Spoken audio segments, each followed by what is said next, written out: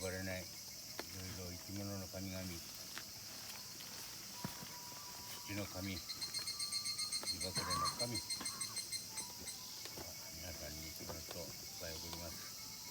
そのことをよくしてください。これから、鶴瓶山の聖地の昔いたであろう縄文人の方々にも名前もわからないけれど穀物をいっぱい送りますので、稲をも穀物もいっぱい送るから、そのことをよく神々がちゃんと届くように神々にお願いします。ありがとうございます。誰か思い出したら言ってよ。なんか忘れてないか大丈夫だと思います。そうか。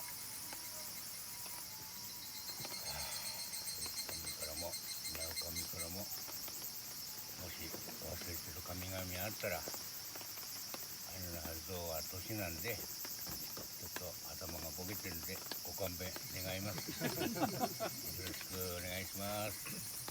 パテノボやりけれ。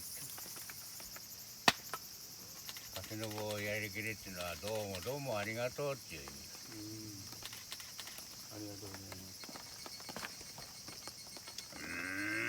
うまい。